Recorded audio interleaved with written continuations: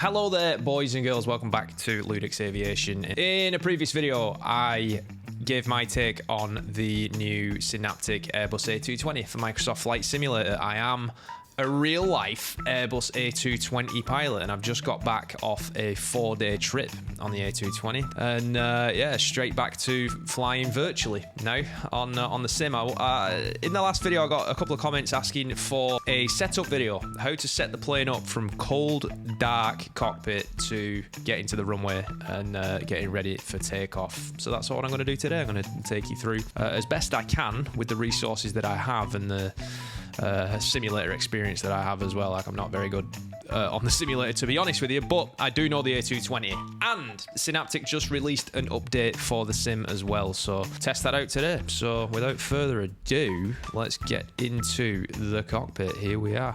We're on the flight deck. We are cold dark. There is nothing on. Rupert is there waiting for us to go. He's going to be my first officer today. He's got brown shoes, brown belt, and he looks like an idiot. That's all right. There's always one. Somebody mentioned in the previous video that he's the type to bring an egg salad sandwich, which is absolutely true. I've flown with people that have had an egg salad sandwich. And another guy brought broccoli in a Tupperware tub thing, cracked it open. That was on the ATR, which was a much smaller flight deck. That was almost an emergency call. But anyway, we are going to start here. Let's get some ground equipment on. Let's attach the GPU. No, we won't do the GPU. Attach the chocks. Door open. Let's get the jetway over there and get ready. There comes the jetway. So I'm going to try my best to show you from both FO and captain stuff to get this plane ready as best I can here. Beautiful airplane though, isn't it? Like, absolutely glorious plane. Like, it's so good looking. Anyway, let's get on with it. So this is how it would look. First thing you want to do, you put your bag down. Usually put your flight bag there. On the back wall here, there are 2 spots for your overnight bags, and they actually have like a strap that goes over it. So this isn't actually in this position here, but you'd put all that down there. You check your documents, you check your emergency equipment and all that. You'd do your stuff, you get in, you get comfortable, and then you'd start. So the starting flow is parking brake on, bat 1, bat 2 to auto, and then you let the screens come up. Let it start powering. Here we go. So we got the screens up. We need to get the checklist on DU2. There's the power on checklist. Here we go. So you see all the green stuff? That's stuff that's already been selected. That's already done. Like, this senses positions, which is really cool. Like, if I take the parking brake off, which one's my parking brake button? There you go, parking brake. I've selected it off, and you can see it goes to white with the parking brake off there in the bottom.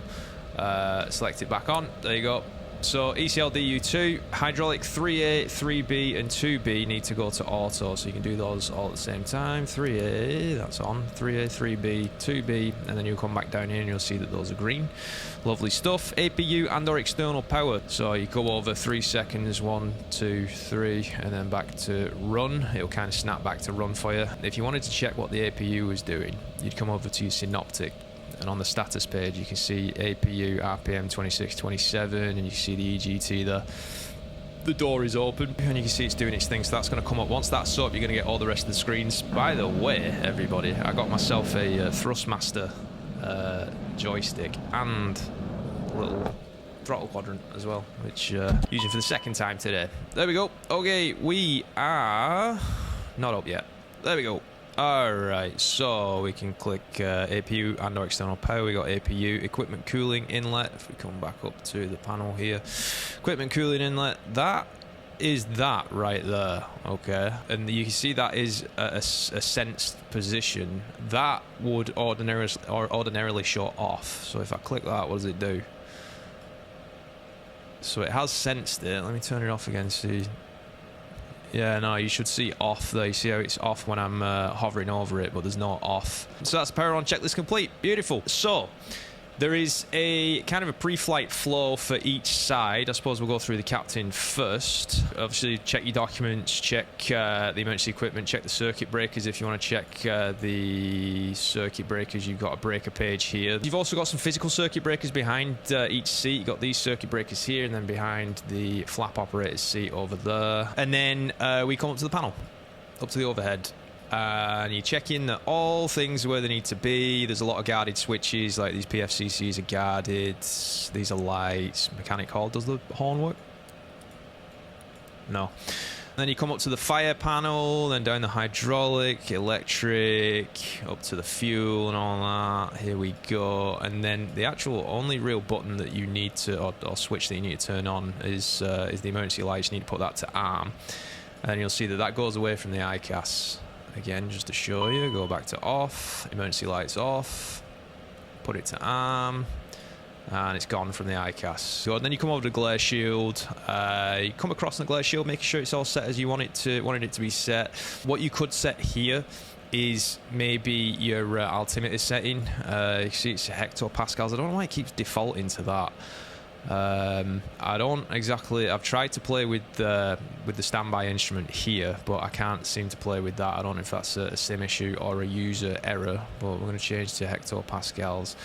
Sorry, we're going to change to inches, and it looks like what 100 above, 100 above, looking good. So they're set the same. Good stuff. So then from there, we're going to come down to the center panel here, making sure everything's where we need it. So for takeoff, the auto brake goes to RT, or rejected takeoff. And when you do rejected takeoff, the brakes absolutely work for you. It's fantastic. Then you come down onto the pedestal, checking some stuff on the pedestal, making sure the volumes and things are where you need them. Then you come up to the rudder trim. So you see the rudder trim here. You should be able to test it, but yeah, it's still not. You're not able to move the rudder trim on this. Maybe it's set to a button that I don't know, but just know that you would go in and the captain would move the rudder trim out, put it back to the center, and make sure that it's operative. And then you come over to do the cockpit door test, where somebody would go outside the door, put in the special code, and it would ask for emergency access. You would press deny, and then once you've made sure that when you've denied access the door doesn't open, then you would unlock it, and then you would continue on. From there we come over to the oxygen mask. Depress this here, press the test, and then while pressing that you'd also press right there, and you can hear that it is working in the simulator. And then put those back to where you want them, and then you're going to test your side stick. Now this isn't testing the flight controls, this is testing the electronics of it. So I'm going to move left and right. Watch this ball here. Goes left, full right. Now there's a soft stop and a hard stop on the side stick, and it doesn't quite simulate it well on this for some reason. So that ball should go to the top of the white line there, but it doesn't. Does it actually move? Yeah, it does. Look at that. That's cool. So that's that. From there, you're coming up and you're checking your synoptic pages. Everything's where it needs to be. For some reason, that door's armed. I'm pretty sure I opened it. Electrical. You can see on the electrical page that we're being powered by the APU. That is providing all the electrical power. Flight controls, fuel. We need to add fuel. We've only got 200 pounds of fuel. Hydraulic pages and avionic page. You do an ice detector test. Now, every single time that I've done an ice detector test on this simulator, it has come back with a fail. So let's test it out. See, it goes in progress. While it's doing that, check the info page. We've checked the circuit breaker page. Looking good. Oh, it passed. Nice. Okay, they fixed it. Then it would be checklist time. On the other side, for the flap operator, very, very similar. Starts with the glare shield. We set the altimeter, looking good. That's all where we want it. We come down here, set these how we want to set them up. Come over here, do the same thing with the oxygen mask. Depress, boom. You test your side stick on this side as well. Synoptic page, over to the flight control. Boom, boom, boom, boom. We'd want to go to the map page. You want to do this on the other side as well. You got your vertical situation display. You want that on. You want traffic. You want terrain. It would also have weather. You'd have that on as well. And then you put missed approach, range, and ETA speed out. That's going to give you all the symbols that you're required to have per my company at least while you're flying. The rest of the stuff you can put on nearest airports and stuff. You can put whatever you want on it. Sometimes it gets very, very cluttered though. See, if you turn all that on, it gets very cluttered on your map. So I tend to just go with the missed approach, the range, alt cell, ETA speed and out. Should have done that on this side as well. So from there, you are going into doing the pre-flight checklist. So let's do that. Now this checklist is not the same as the checklist that I use at my company. But we'll say it's the first flight of the day, and then you go back and forth reading it off. So IFS detector test complete, so I'll do that. Circuit breakers checked, rudder trim checked, oxygen mask checked, airplane documents on board and checked, OEBs, emergency equipment checked, gear pins on board. To show you where they would usually be right up there.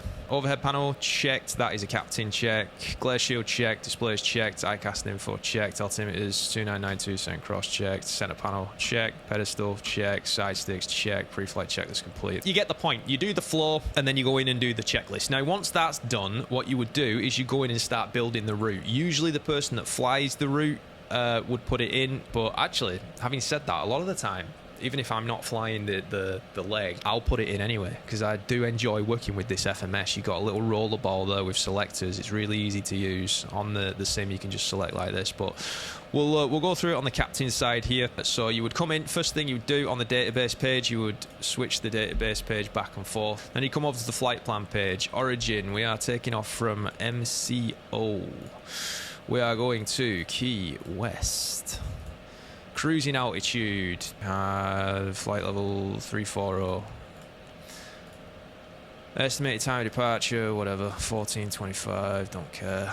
Departures, so let's say we're using runway 18 left, just for simplicity's sake, and let's go with the... I don't know what we use down there. All right, let me just preface this by saying I have no clue if this route is right or not. Okay, I've not flown this route for my company. Let's do the Fishing 4 plumber, and then arrivals in Key West. Let's use ANAF runway 9. We'll get vectors Fantasy 1 maybe. Kraken, Sabi, Carter. Let's do the Kraken 1 from Sabi. I'm just making this up as I go along. This stuff you would get from your... So firstly, it'll be on your dispatch release. And then secondly, you would... If you've put it in based on what's on your dispatch release, that's not gospel. That's just what you've been filed.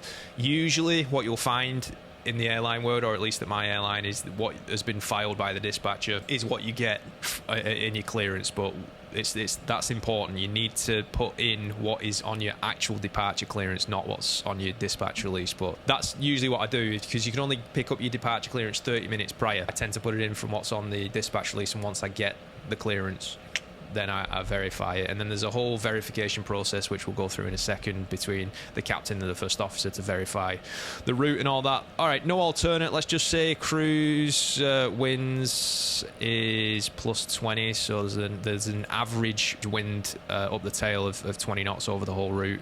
And let's just say, I don't know, ISA +12, whatever. Execute that. You can execute that here. You can execute that here. We'll do that there. We'll put in the flight number up here. This is very, very important up here, because this is how we get the Wi-Fi to work. Over to the fuel page. So let's say that... Remember in the last video I told you that I didn't know how to put the fuel in? Well, I've kind of figured that out now. Let's go with... Where is it? Load sheets. Fuel load. Let's go with 15,000 £1,000. Passengers 120 passengers. Cargo, let's say we got £1,000. Load aircraft, that gives us a current weight, that gives us a 0 fuel weight, which is good. Is that right? Whatever, that's what we're going to go with. We'll come back to that in a second, but now we're loaded. You can see we've got 15,000 pounds of fuel. Left tank, right tank, center tank. And if you wanted to see that in action, we can go to the fuel synoptic page. You can see all that, and look at the APU is taking from the left side. So that side should be going down because we're taking fuel. It usually burns about 200 pounds an hour from the APU. So we're going to put in the fuel that we have on board. So that is 15,000 pounds. Bosh.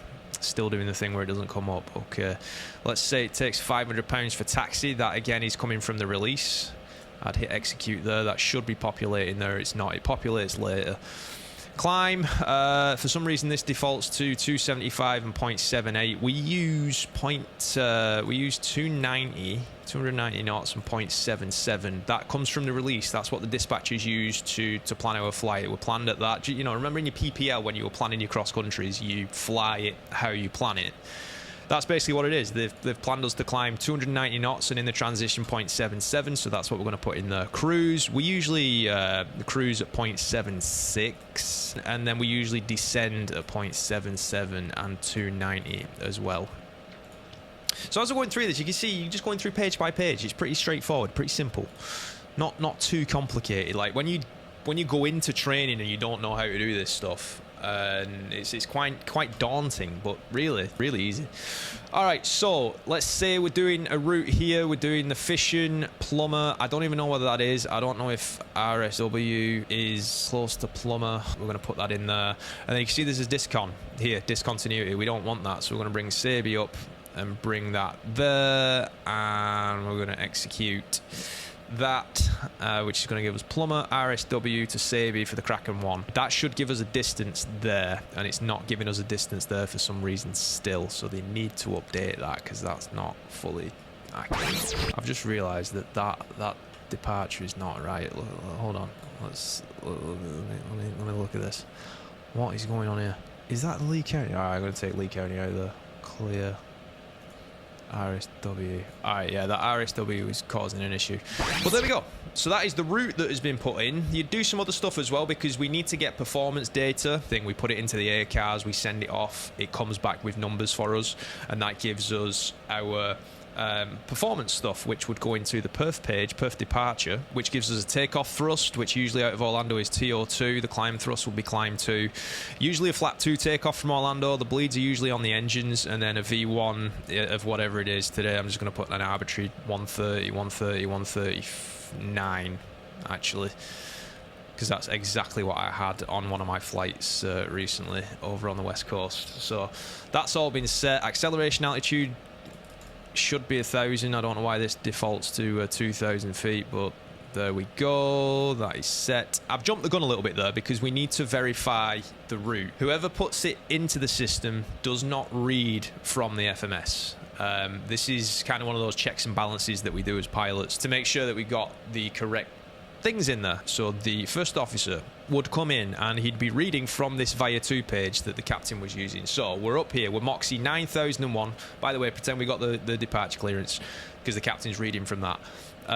Moxie 9001, squawking 2000. We are taking off from Orlando, runway 18 left. The Fishing 4 departure, plumber transition direct to Lee County to Sabi for the Kraken 1. You then go down here and look at the distance. So there really should be a distance in there because you're verifying the distance here to the distance that was planned. So I don't know however many miles it says there. You look at the dispatch release and you verify that, and that is a verification. Then you would go through and do your briefing. We've verified the route, we're looking good, we've gone through our briefing, and now what we can do is get our departure numbers. So that is where we go back to this page. Sorry, we start with the flight plan fuel page. So once we got it all on there and once we got the numbers, it tells you how many passengers are on board. So if we said 120 passengers, 5 crew, that's 2 pilots, 3 flight attendants, so that should be 125 souls on board. That would go in number of packs. 0 fuel weight, we go up to the, what is it, 104090. We'll just use that. I don't know if that's right. 104090. And this is being read off by the first officer to the captain. You can see now that I've put that in there, for some reason the numbers populate. That's not how it is on the actual thing. The CG is 29.6 for the 0 fuel. 29.6. You're going to put that in there, and then that is going to give us a takeoff weight of 118625. We need to verify that. You verify that back and forth. And then you go to the perf page, and this is where the first officer will read off to the captain the information. TO2, flap 2, bleeds on the engines, 130, 130, 139, boom. V speeds are complete. Then there are a couple of flows to be done. The first flow for the captain is to check the... if we go onto here, the fuel remaining. So we're going to land in Key West with 11,125 pounds of fuel. That is pretty decent. Then he comes up and clicks the toga. What that does is populates the FMA with TO, TO and ALTs. Now, because we're doing a departure, we're going to hit nav, VNav, and then we're going to come back over to the FMA and double check that what we've put in there is correct. So that's on there. Brilliant. Fantastic. Now, the captain, after doing that, is going to come up and he is going to, if I can get this right, he's going to put the passenger seatbelt signs on. Going to come over, the trimmer is going to come off, the APU is going to stay on, and he's going to come down and check the doors page to have a look and see what the doors are doing. So the doors are all closed. The the jetways are being pushed back, the chocks are being removed, and after that he's going to set it up on the air page for the engine start, and then it's going to be parking brake however he needs it based on the people on the ground. For the first officer side, very, very simple. Double checking the fuel remaining, and then you're going to set the trim, which you can see the stab trim for this takeoff is supposed to be 3.0 nose down. That's when you come up and look up here. Let me see if my number's correct. Nope, that's spoilers. Whoops, which one is the... Yep, there we go. So you can see I've got this button set up here, so you can see that we're moving it to 3.0, so that is the trim set. You're checking the other trim there, looking good. From there you're looking at your FMA, looking very nice. It's populated correctly. You're going to set your frequencies that you need up there, and then on the synoptic page here you want the flight control page. If it's the first flight of the day, you might want to have the avionic page up if the captain wants to do a wing anti-ice test on the ground. We can and are allowed to do it in flight on the first flight of the day. It just depends on conditions and things like that. So anyway, after that it goes to the before start checklist. Departure briefing complete. APU and or external power. APU beacon, you can see it's one of those sense positions again. So if we come up here and look at the beacon switch, turn that on, we'll go down here and it's been sensed. Park brake is, let's just say it's off for the pushback because we're going to push back. Before start checklist complete, and now we're all set up to push back from the gate. So what do you think so far? Straightforward? Difficult? What do you think? I think it's really quite simple, to be honest with you. It's like that's what I love about this plane. It's fun to fly, but it's also very easy to set up and very easy to make it do what you want it to do. But yeah, let me know what you think. But we're pushing back now. The tow operator tells us, okay, you are clear to start engines 1 and 2. Captain acknowledges it, tells the first officer, start left engine. See the left engine switch, turn it to on, and here we go. N2 starting to spin, and the system is doing what it does. We just monitor. On the sim, it seems that around 62% or so, we have a normal start. In the real world, the other day, we were in Vegas and it got up to 70% N2 before the start icon went away, and we had a normal start. But there we go. Pushback complete, actually, so parking brake should be on. And we're just waiting for the engine to start. I will usually be over on this side, eyes planted on this information here.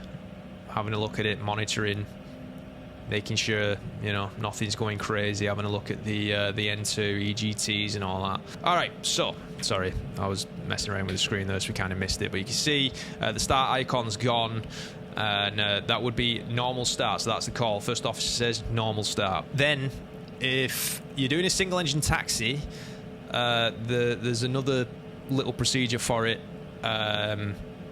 Depending on which engine's on, let's say we've started the left engine like we have today, then for the single engine taxi, the hydraulic 2B would have to be turned on, and the APU would stay on for the taxi, but we have stopped doing single engine taxis for a little bit. So in this case, the captain will be waiting for on the air page, which is why he had it open and ready to go, for the green lines to come up for the bleeds. So that has happened, so now we'll call for start right engine, starting right engine. That's an FO call. FO switches the switch, and then you do the same thing. You wait for the second engine, the right engine, to start up. Just waiting for that to happen. Let's get outside, have a quick look around the plane. You can see the left engine spinning, the right engine starting up, so it's spinning a little bit less. Pretty cool though. Beautiful plane. Absolutely beautiful plane. Really nicely modelled as well.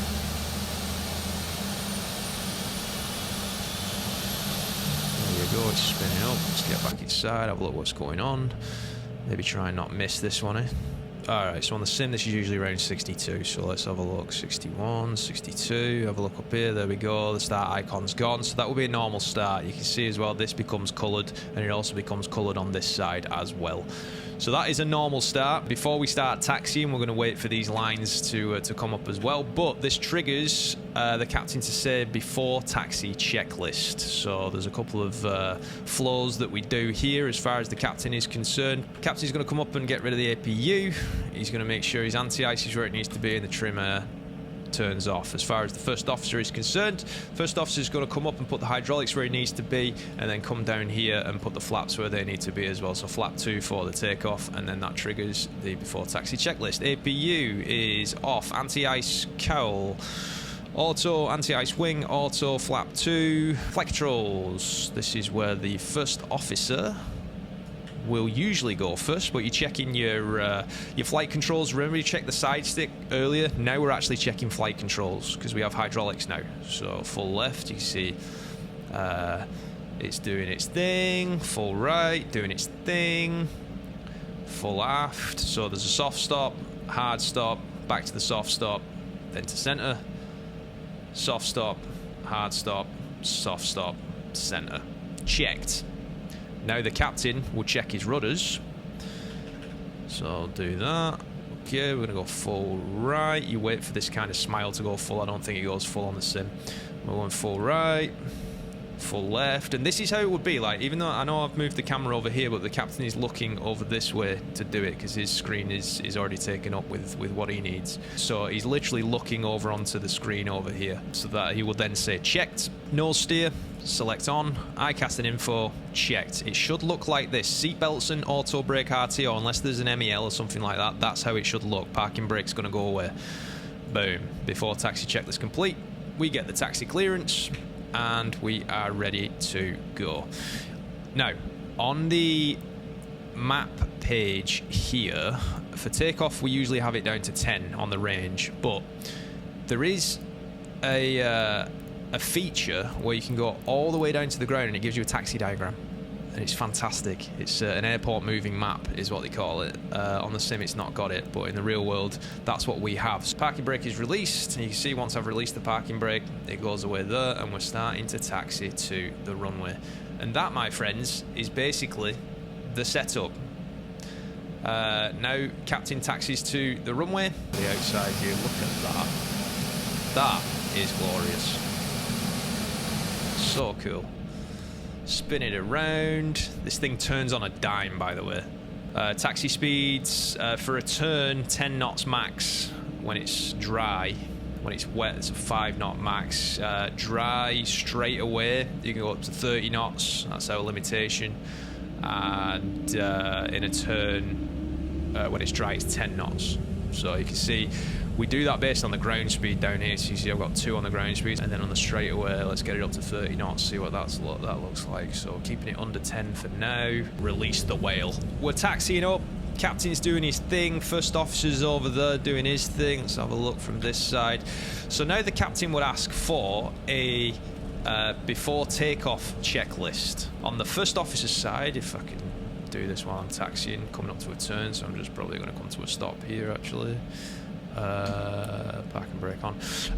So the first thing you do is you come over to the PA, flight attendants, please be seated for takeoff. You put your armrest down over on this side, and then over here, hung up, however you want to write it down, you would have a bit of information from the dispatch release. And one of those pieces of information is MINTO, minimum takeoff fuel. So you're verifying that what you're supposed to have for takeoff, you actually have here. So let's say it said 10.5 on the release, and this said 10.4. You don't take off. You've not got your minimum takeoff fuel. So let's say 10.5. Minto 10.5, captain would respond 14.6 on board and checked. From there, the first officer's checking the trim, checking the rudder, and then making sure that the frequencies are set. You're on tower, you've got the departure frequency on standby, and then putting this on to map at a range of 10. Looking good. We're on it. We're looking good. Over on the captain's side, again, you're putting the armrest down, which it already is. Good grief. Your map is where it needs to be, is 10, and then you're checking your engine information here. One of the big things is oil temperature. Oil temperature above 49, we can do whatever we want. Below 49, there's certain limitations that we have to go by. So that's been all checked, and then that triggers the takeoff. APU bleed is auto, FMS is set. This is how it should be set for takeoff. The pilot flying has the performance page for the departure. The pilot monitoring has the legs. Trims 3.0 centered and set. So again, you're taking that from another piece of information that would be hung up over here from your departure information or your departure performance stuff. So 3.0 centered and set. Centered the rudder, set on the stab. Flap 2, again, verifying on your performance data, and then the captain is verifying here, and also, more importantly, up here. 2. This is what is set. This is what you select. This is what's actually set. Anti-ice is auto brake, RTO. Again, you set it here, and it's up here, so RTO is set. ICAS and info, checked. Thrust, checked. Runway, 18 left, confirmed. See it on the ground over there, I see the signs. And then cabin, they'd usually have a ready sign here, a green ready sign. Once you tell them to sit down as the FO, they put that sign on the cabin ready. Before takeoff checklist complete, we are ready for takeoff. That is cold dark cockpit to ready for takeoff in an Airbus A220. Tried my best, single pilot to get all of that done, but you can see it's really not that difficult. Once you start to get into the flow of it, and you do it, you know, several times, it becomes second nature. You hop in the plane and you're able to get the plane ready really quickly. But here we are, holding short the runway, waiting for takeoff clearance, and that, my friends, is where this video is going to end. If you want to see anything else from the A220, please let me know in the comments. I will be delighted to show you some stuff. Maybe, I don't know, if you want to see the flight. I mean, I set up the flight here from Orlando to Key West. Do you want to see it? Do you want to see what we do? But yeah, let me know what you think. Let me know if you've got any questions. Thank you for watching. Thanks for being here. And I will see you next time, whenever that is.